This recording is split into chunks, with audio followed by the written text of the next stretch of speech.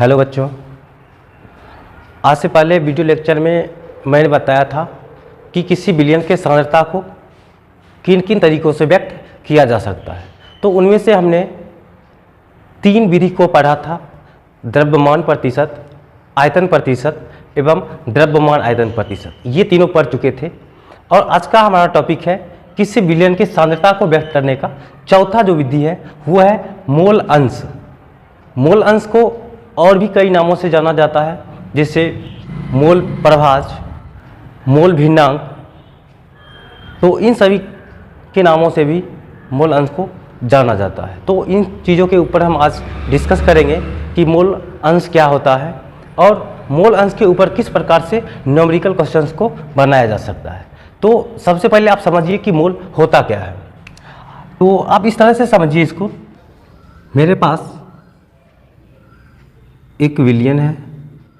ये विलयन 2 चीज़ों से मिलकर के बना है, विलय एवं दूसरा चीज़ जो है इस विलयन में वो है विलायक। तो ये विलय और ये विलायक, इन दोनों चीज़ों से मिलकर के ये विलयन बना है। और आप जानते भी हैं कि विलय प्लस विलायक इज इक्वल टू विलयन होता है। तो माना कि हमारे पास 1 मोल विलयन है, 1 मोल विलयन है। इस 1 मोल विलयन में जितना विलय का मोल होगा वो विलय का मोल अंश कहलाएगा और इस 1 मोल विलयन में ही जितना विलायक का मोल अंश होगा, मोल होगा, वो विलायक का मोल अंश कहलाएगा। फॉर एग्जांपल, जैसे कि मेरे पास 1 मोल विलयन है, इस 1 मोल विलयन में विलय का मोल 0.4 मोल है, तो ये विलय का मोल अंश कहलाएगा। और अगर विलायक का मोल 0.6 मोल होगा तो ये विलायक का मोल अंश कहलाएगा। या आप दूसरे एक और एग्जांपल इसका देखिए, जैसे हमारे पास 1 मोल विलयन है और इस 1 मोल विलयन में अगर विलय का जो मोल है वो अगर 0.2 मोल है तो ये विलय का मोल अंश कहलाएगा और 0.8 मोल अगर विलायक है तो यह विलायक का मोल अंश कहलाएगा। तो 100 बात की एक बात हम यहाँ पर कह सकते हैं कि प्रति 1 मोल विलयन में उपस्थित विलयक के मोल को या विलायक के मोल को मोल प्रभाज या मोल अंश कहते हैं।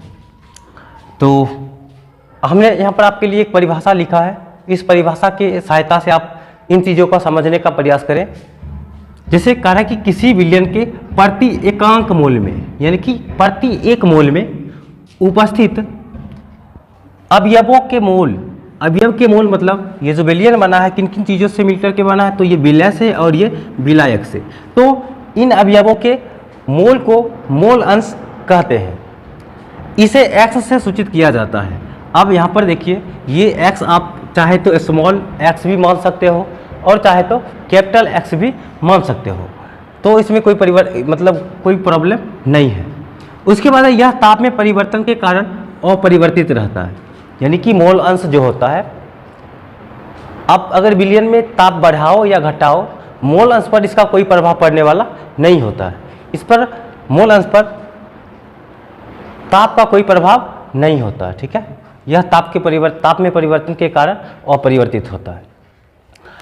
अब हम यहाँ पर एक चीज़ समझेंगे कि ये विलय है, इस विलय का जो मोल होगा उसको हम कुछ मान लेंगे, या विलायक का जो मोल होगा उसको हम कुछ मान लेंगे। तो क्या मानेंगे यहाँ पर, आइए देखते हैं। तो हम यहाँ पर सबसे पहले लिखेंगे माना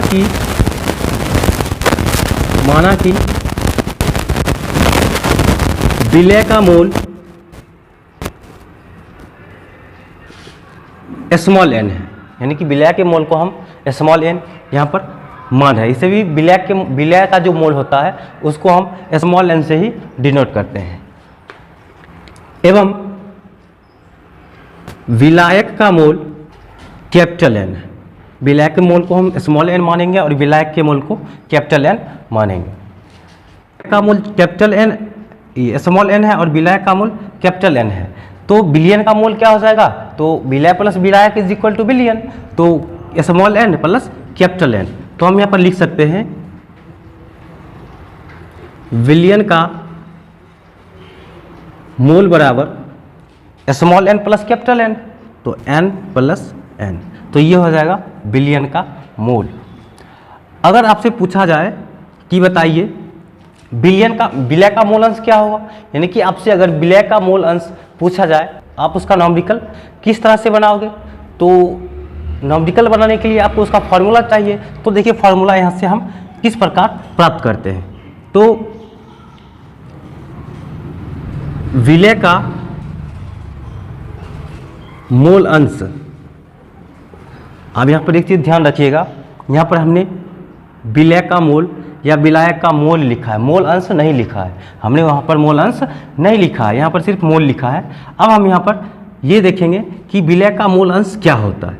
तो विलय का अगर मोल अंश आपसे पूछा जाए तो आपको क्या करना है, जिसका भी मोल अंश पूछा जाए उसके मोल में विलियन के मोल से भाग दे देंगे तो उसका मोल अंश प्राप्त हो जाएगा।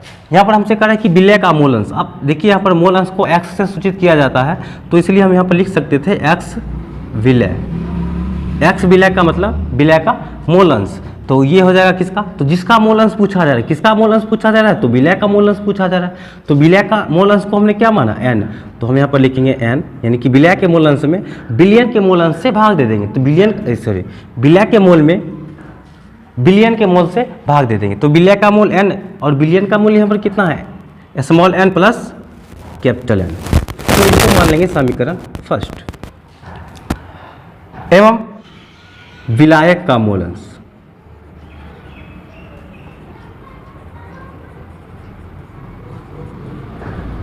या आप इसको लिख सकते हो x विलायक, यानी कि विलायक का मोल अंश। तो विलायक का मोल अंश क्या हो जाएगा, तो जिसका मोल अंश पूछा जा रहा है उसके मोल में बिलियन के मोल से भाग दे देंगे। तो विलायक का मोल अंश पूछा जा रहा है, तो विलायक का मोल यहाँ पर हमने क्या माना, कैपिटल N, तो कैपिटल N बटा बिलियन का मोल n प्लस n, यानी कि small n plus capital N। तो इसको हम मान लेंगे समीकरण सेकेंड।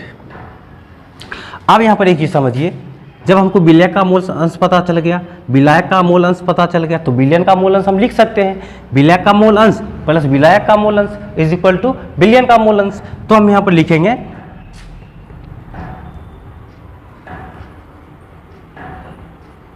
विलियन का मोल अंश,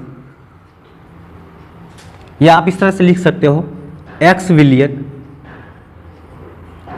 विलियन बराबर क्या हो जाएगा, तो विलय का मोल अंश, विलय का मोल अंश हमने यहाँ पर माना है, ये देखिए विलय का मोल अंश ये आया स्मॉल n बटा small n plus capital N plus विलायक का मोल अंश, तो विलायक का मोल अंश यहाँ पर क्या है, तो कैपिटल N बटा small n plus capital N। जब आप इसको सॉल्व करोगे तो इन दोनों का LCM small n plus capital N आएगा, फिर आप इसको सॉल्व कीजिए, ये आएगा n प्लस n, ये दोनों क्या हुआ, कैंसिल हो जाएगा, और ये आ गया कितना, 1 आ गया। यहाँ पर आप लिख सकते हो अतः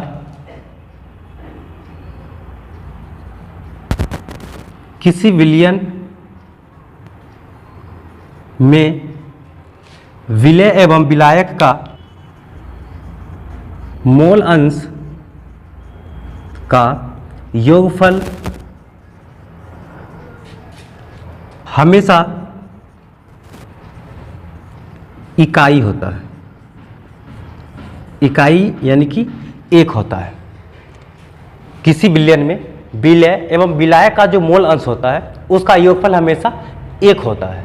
तो ये चीज़ आपको आना चाहिए, कभी कभी बोर्ड एग्जाम में यहाँ से डायरेक्ट क्वेश्चन पूछा जाता है 2 नंबर का, ठीक है।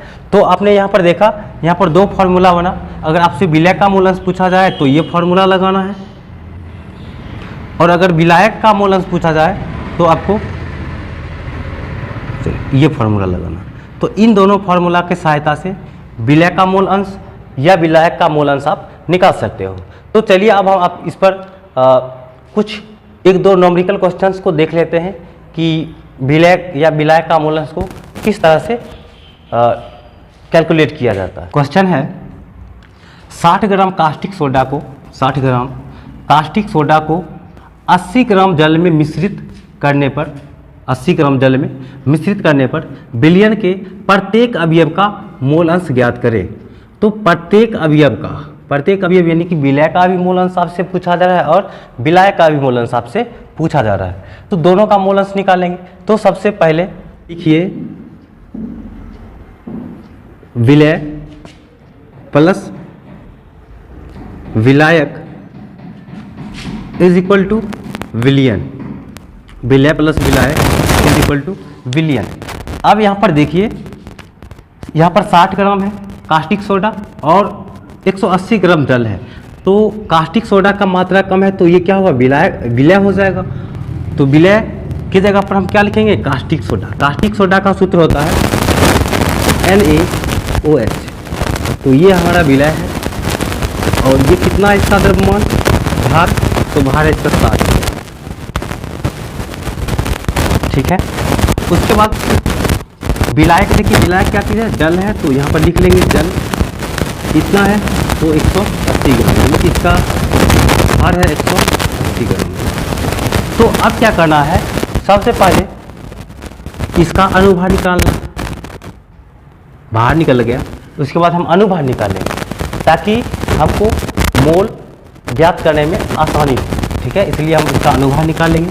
तो WT ऑफ कास्टिक सोडा यानी कि NaOH, तो इसका अनुभार हो जाएगा, देखिए एक सोडियम का परमाणु भार होता है 23 ग्राम प्लस एक ऑक्सीजन है, एक ऑक्सीजन का भार 16 ग्राम प्लस एक हाइड्रोजन है, इसका भार होता है 1 ग्राम। अब इन दोनों को जोड़ लें, 1 6 7 3 10 0 बाकी 1 1 2 2 4, यानी कि ये हो गया 40 ग्राम पर मोल, 40 ग्राम पर मोल निकल गया। अब इसको देखिए विलायक का भी आप अनुभार निकाल लीजिए, तो विलायक है क्या, H2O, तो एक हाइड्रोजन का भार 1 ग्राम होता है, 2 हाइड्रोजन है तो इसका भार क्या हो जाएगा 2 ग्राम प्लस एक ऑक्सीजन का भार 16 ग्राम, तो ये हो गया 18 ग्राम पर मोल। अब आपको क्या करना है, अब इन दोनों का मोल ज्ञात करें, यानी कि विलय का मोल हमने क्या माना था स्मॉल n, तो उसको ज्ञात करना है, और विलायक का जो मोल है वो है कैपिटल N, इन दोनों को आपको ज्ञात करना है। तो मोल बराबर क्या होता है, मोल बराबर होता है भार बटा अनुभार। इससे पहले वीडियो लेक्चर में हमने आपको बता चुका है, आप अगर वो लेक्चर को नहीं देखे हैं तो उन सभी लेक्चर्स को देखें ताकि यहाँ पर समझने में और आसानी हो आपको। तो विलय का मोल क्या होगा, विलय का भार बटे विलय का अनुभार, तो विलय का भार यहाँ पर कितना है 60 ग्राम बट्टा अनुभार कितना 40 ग्राम, तो 0 0 कैंसिल, 2 दूनी 4 2 तिया 6, तो ये हो गया 3/2। तो जब इसको भाग देंगे तो ये आ जाएगा 1.5। उसके बाद आप विलायक का मोल निकाल लीजिए, विलायक का मोल हमने n माना, तो इसका मोल हो जाएगा भार बटा अनुभार, भार कितना 180 बटा अनुभार कितना है 18 आया, तो ये हो गया कितना 10, तो इसका मोल निकल गया।